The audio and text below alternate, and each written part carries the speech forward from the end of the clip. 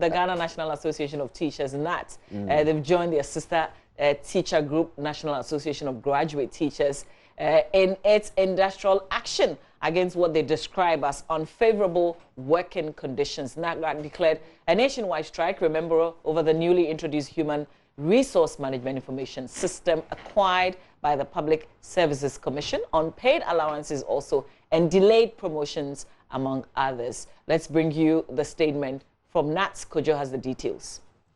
All right. Now, this is what NAT is saying in this press release. The heading is 6 NAT regions to embark on industrial action. And after the salutation, it says that we, the undersigned, have in recent weeks been inundated with incessant calls and agitations from our members across the regions, seeking to embark on an industrial action due to the inability of our employer, the Ghana Education Service. And of course, it continues. It says that Ghana Education Service to resolve the many challenges confronting our members. Among the numerous issues are the following: 1, non-renewal of the collective bargaining agreement. 2, GES SIC group life insurance policy deductions. 3, non-payment and the difficulty of placing staff on additional responsibility allowances. 4, challenges confronting the implementation of the standard-based curriculum.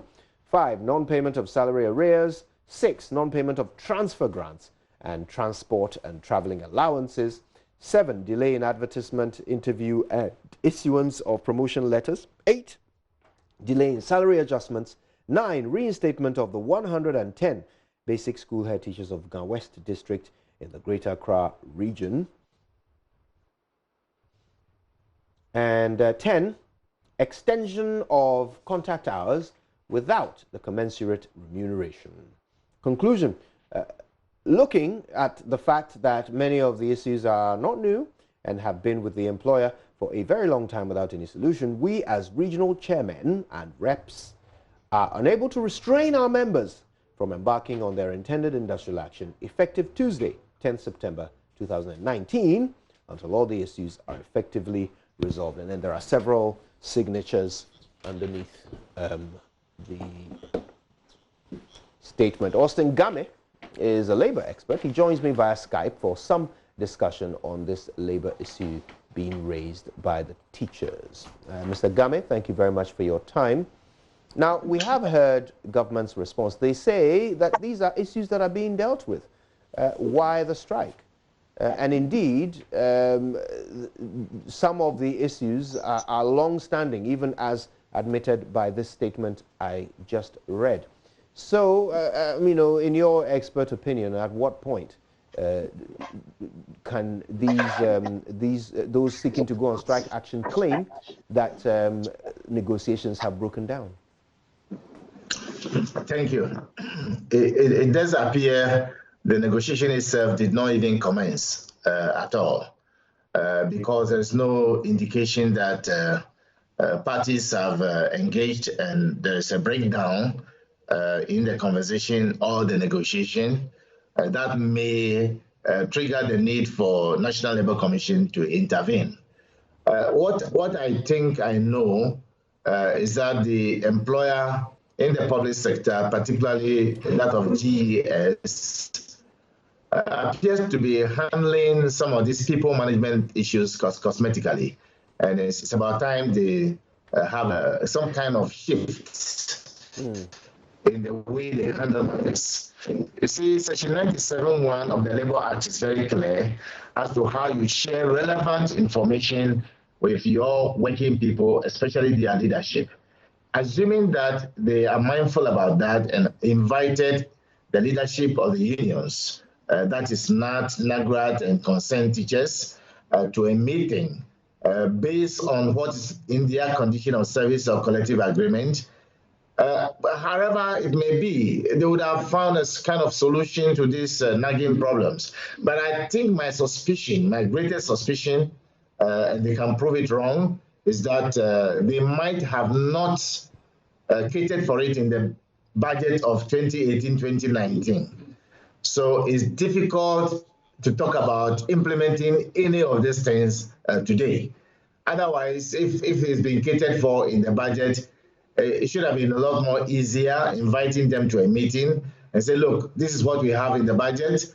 We would like to begin it. We may not be able to cover it all. And that would have been a partial solution at least, denting, any chance of going on strike. Unfortunately, it does appear as if we are not actually doing proper human resource management practices in the public sector, especially that of GES. Right. Maybe this is what you're waiting for it. Okay, now I want us to focus on one of the specific points made in this statement. I think it's point number 9.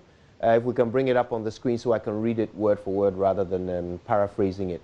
So point number 9, which says reinstatement of the 110 basic school head teachers of Ga West District in the Greater Accra region. Mr. Game, as a labor expert, these 110 heads were accused of taking unauthorized payments, which we are told they have refunded. However, they did the wrong thing to begin with. Should they really be fighting for reinstatement? If they have in their collective agreement stages to be followed when you commit an offense that might not be an aggravated offense and it's a bit of minor, and there is evidence that they have gone into the matter, you are found wanting, they've prescribed what should be done, there can be an appeal, and that appeal should have been gone into, and if there is the need to reverse, then the parties can engage and discuss these things. These are two small matters that the parties could have gone to the table to have a conversation around. That is the essence of the Labour Act. That is the essence of the collective agreement. It does appear as if they do not have the capacity to have this kind of conversation. That is what's accounting for it. So to be clear, what you're suggesting is that if indeed there is a process through which this matter can be resolved, including appeals and so forth, then it shouldn't really be a reason for strike action or demonstration, should it? If you like, just after this conversation with you, send your camera with reporters to the GES and let them produce minutes covering any form of conversation between the two parties in respect of this matter. You may not find one.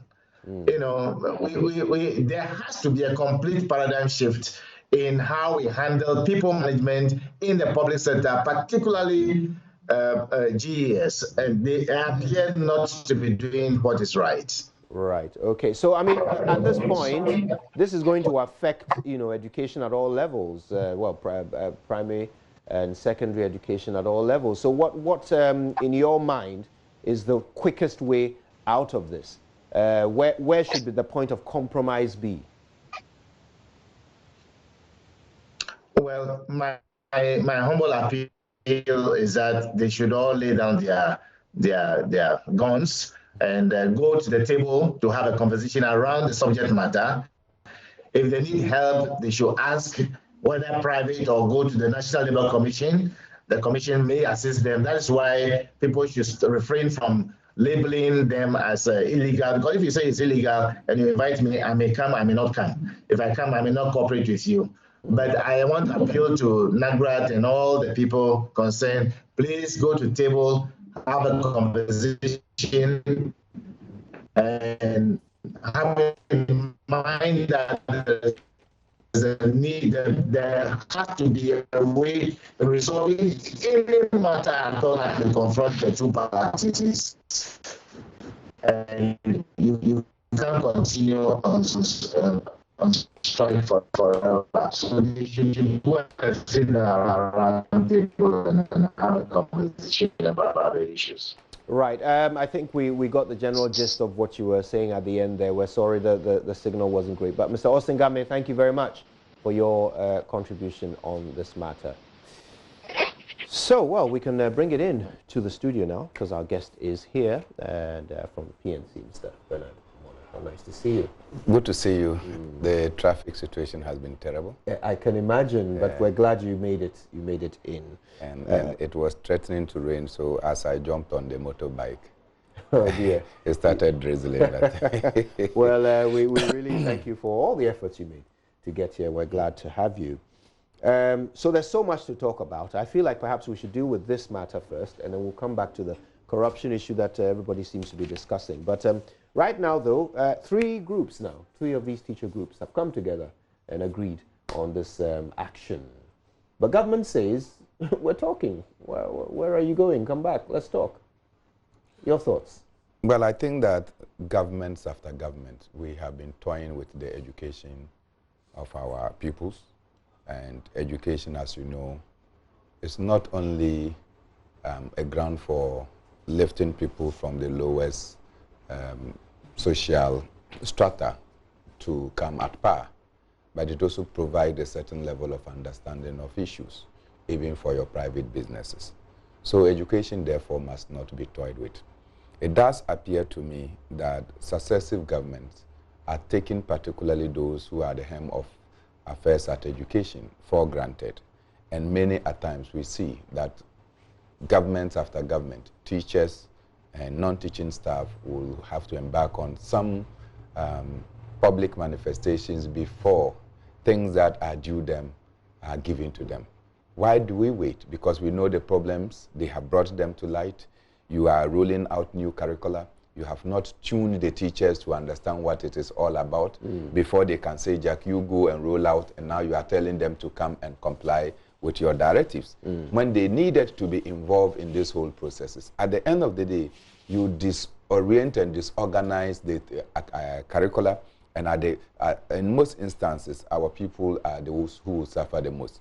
At a time that schools are just reopening, some schools have reopened, and you realize that it's not only NAGRAD. Largely, NAGRAD members are in the senior high schools and also junior high schools. Now you have NAT, you have the Concerned Teachers Association of Ghana, all joining. It means that basic schools are also now going to participate in this because they have a common denominator of a demand. And so I think that our Ministry of Education, our Ministry for Labor Relations, and indeed the government must wake up to realize that, look, toying with particularly education, is not an issue. I think also that we ought to look at the kind of enrollment and what I call employment schemes that we raise. Look, I school a little bit outside of this country, in Germany, and you realize that professors may have the same qualifications, but they earn different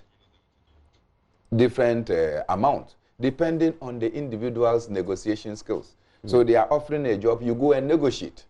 And you negotiate the terms of your agreement, and you sign as an individual. It is not an omnibus employment opportunity, so that if you have a first degree in education, that means that you are put on a certain grade. And because we are all put on a certain grade, it means that we must have mass, shift. So that if this grade is moving to this, all of us have to move to this, whether we are performing or not. And so we are not able to distill between performing teachers and non-performing teachers. But if you go for your interviews before you are employed and you are questioned and you have to dictate how much you are going to earn, normally it is how you negotiate, how you bargain. That goes into the agreement, and then they will tell you how you can get increment and when you are due, so that you know that your conditions of service are as a result of your own calculation. But in our system, it is one block. So if you are a set A teacher, if you are a degree teacher, if you are, once you have that level of qualification, it means that your income must be across board the same. And every other emolument that comes with it must be the same for every one of us, whether some of us are performing or not, whether some of us are drunkard or we are, you know what I mean, whether we are into it or we are even a bad example for the students. As long as we have the paper qualification that says that we are this, that is where we end. So maybe going forward, we should begin to say that come and do your own negotiation. And once you do the negotiation, if there is an issue, you go to court. You can't take our nation to ransom. Government too cannot hold your hands back and deny you the tools you need in order to perform your duties, so that we can have a smooth system where we can enjoy equanimity of educational training. That's interesting. I mean, to put perspective to all of this, let's hear what the government said. And I get your point. You know, it seems as if as a nation we have handed, if you like, we've handed a blackmail tool to, you know, to organized labor, with which they can hit the state over the head anytime they wish, and because they will always have yes, the numbers. the vice versa true is true, or the reverse is true. If you take it that government who having that power can determine that I will frustrate you from performing your functions, and then incite society to be against you because you are refusing to let people grow. Look, in the next 7 months, JSS students should be preparing or should be writing their exam. At this critical time when you take teachers and teachers decide not to go to classes, parents who are desirous and have the means to let their works pass will have to look for extra classes, where these same teachers who have refused to go to the school will now come either at homes to come and teach them at an extra cost to the parents. Indeed. You understand? So you are imposing a lot more burden on parents who are desirous that, look, my kids should not be a dropout from school. Secondly, these unfortunate ones who come from the background that I come, who may not have parents and do not have the capacity to get anybody to sponsor any extra classes for them, will be compelled to write the same exam after the 7-month period. And where are we going? You see that most of them will now fail, and you say that they are dropouts. But you, the government and the teachers, I can say conspired to ensure that these people do not get the appropriate grades or to perhaps them. worked against each other. Yes. To make that happen. I'm with you. All right. Let's hear what government had to say about the recent threats of strike. Director General of Ghana Education Service, Professor Kwesi Opoku-Amankwah, spoke about the NAT strike on PM Express just last night. Here he is. You just brought it to our attention, but these are issues that are already out there that we are discussing with them. So they don't come as a surprise. And it's their right to want to have their issues resolved. But the assurance is that they are being resolved. As we speak now, today, we've had an extensive meeting with the Finance Ministry. Last Tuesday, when we went to present our budgets, our Honorable Minister made a point about these salary arrears and the transfer grants and whatever that have been on the table for a while. Some of these things date back to 2012. I see. And the usual thing that you need to do is to clear the backlog before you even come up to speed with whatever you have. So as we speak now, we've cleared those backlog, and we now catching up with the times. So over the weekend, based on the point that the minister made, you know, when you put all together, it comes up to about some between 40, 60, 70 million. You know, meanwhile, the budget for the GES alone per year runs into billions. So you made the point that why would we want this one, where it's maybe some 40 cedis difference for somebody who has just jumped from one level to the other, over a period has not been paid? Why would we let all the monies that we pay, all the things that we pay, why would we let this one be an issue for discussion? You know, and I think it sank down well with the Ministry of Finance, and they have indicated that they're making an effort to clear all that backlog. So over the weekend, my auditors and budget staff and finance people worked through to make sure that they work to get it well, do the verification of all those who deserve that. And then they sent it out today. And so that has been resolved. Issues about collective bargaining and things like that are issues that will also be addressed in a meeting that National Labour Commission has called.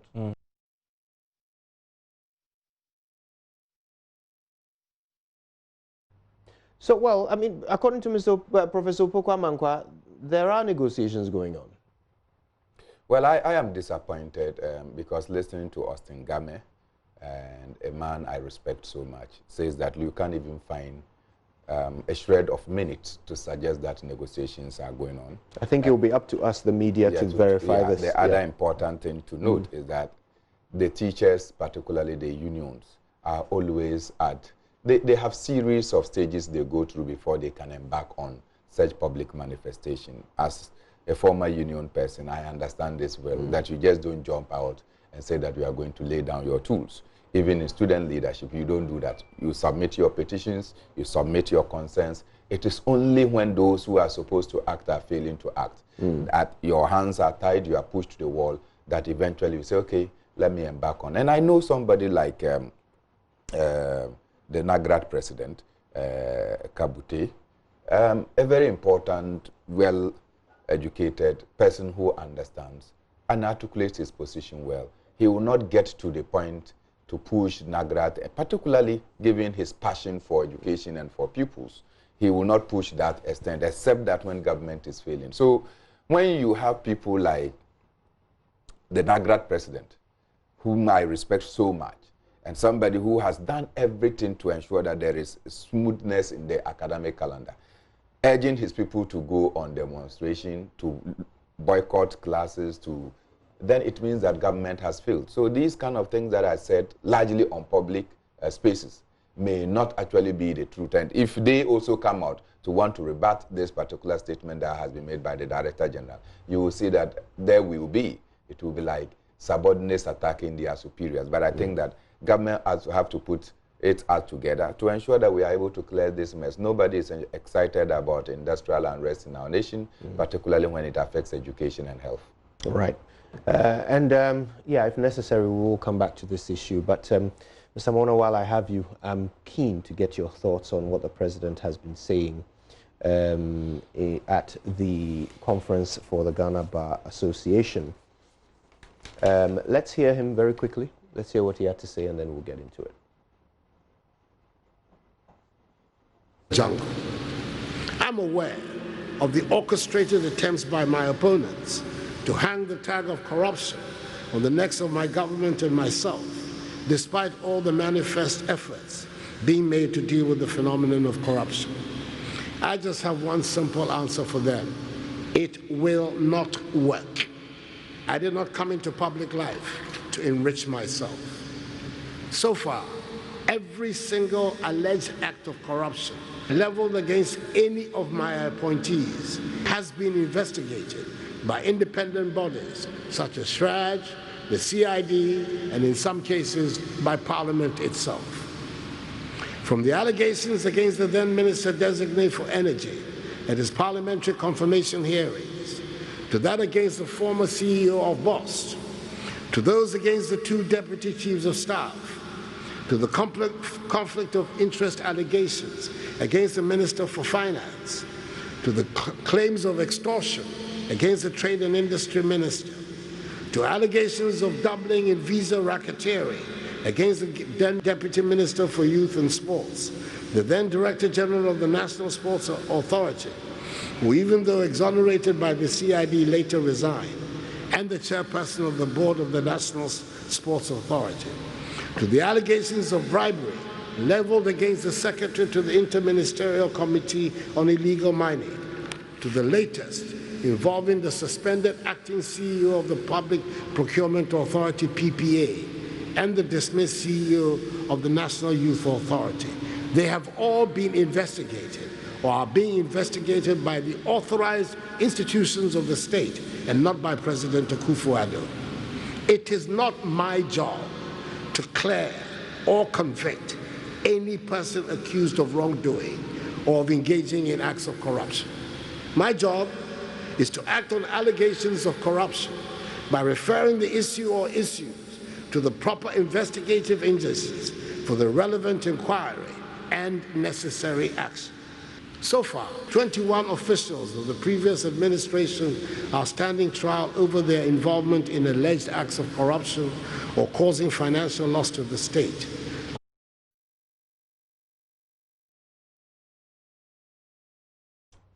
Yeah, and Mr. Mornah and I both commenting on how well the president is looking very healthy, very strong, fit. Okay, so Mr. Mornah, let's get into some of these things. And I think I want to start with the details he gave.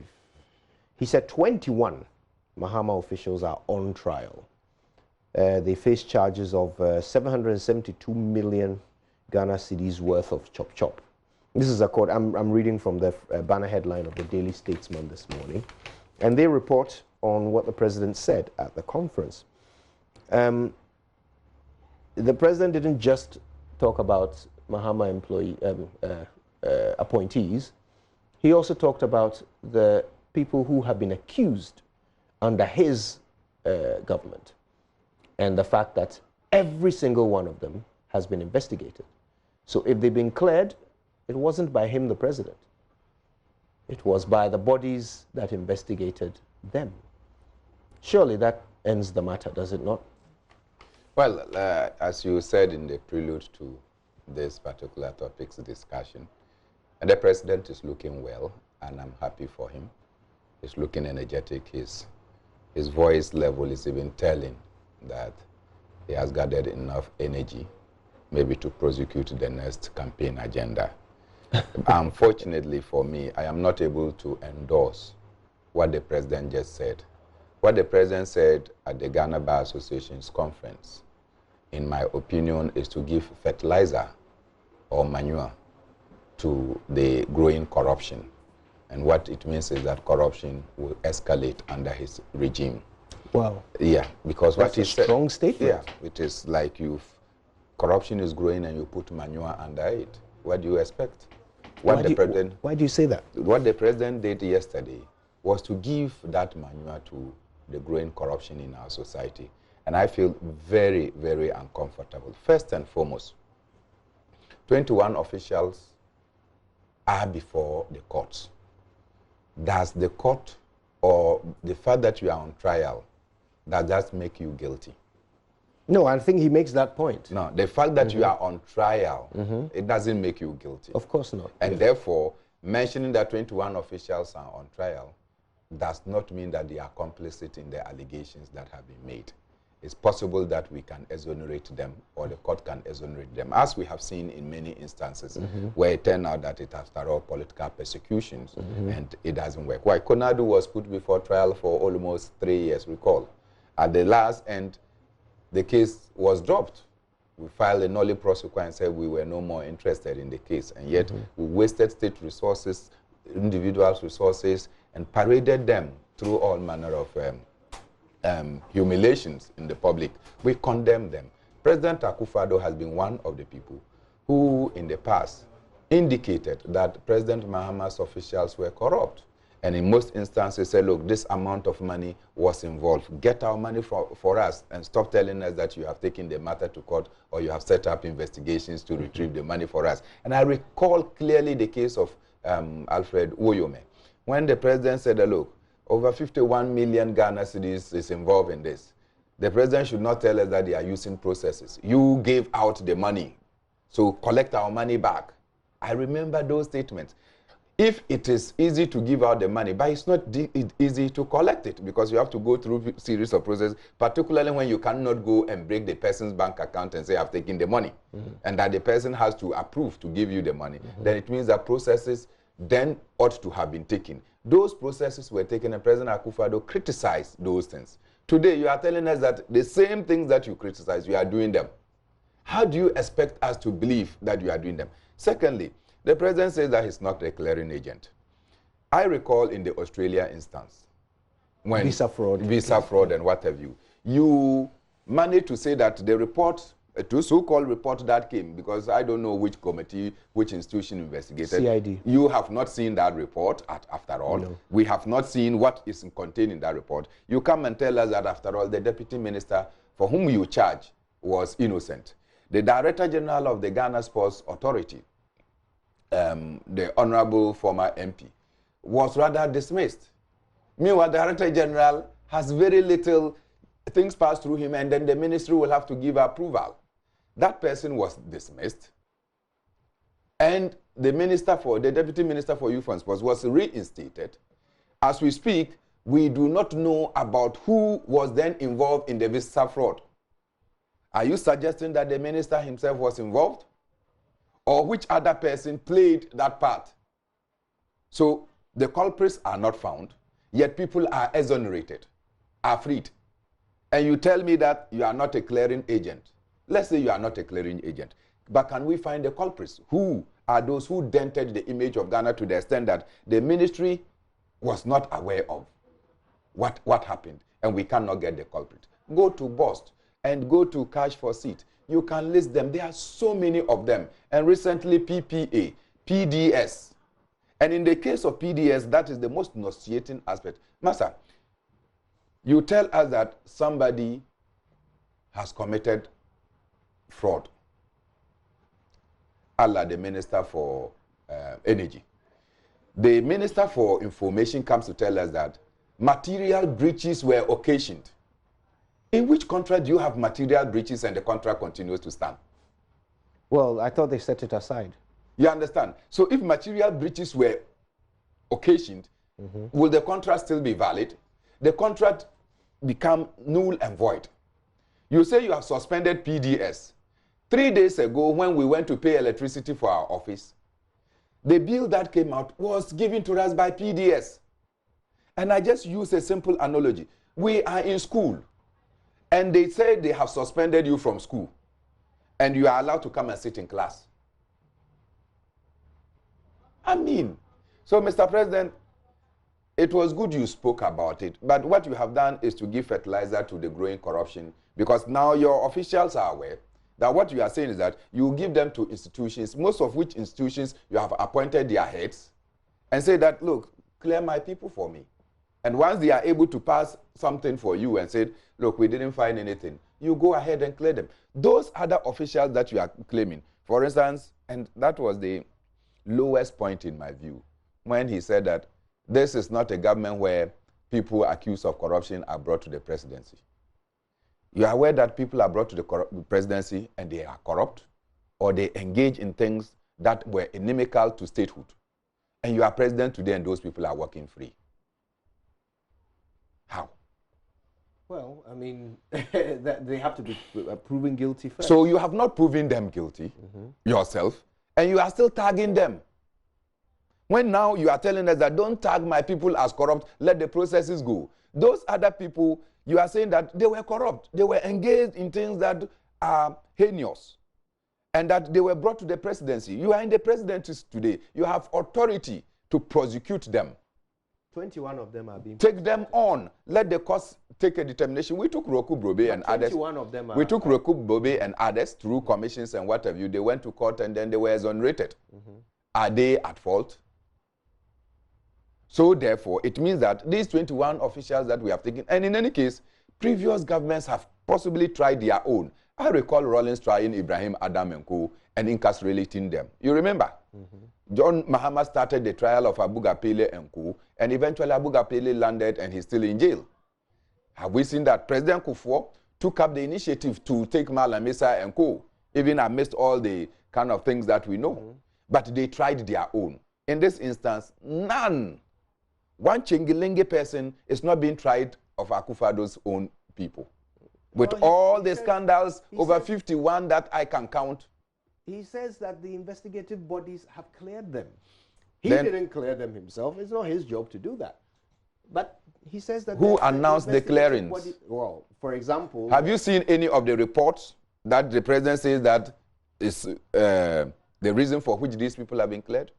So you should be the one that at least should help me with this kind of information. So let me give you an example. Cash for Seats. Where's the report? By Parliament. When they finished, they had two reports. They presented the official report. There was two reports. Yes. There was a minority report, but the official report was presented to the floor of Parliament.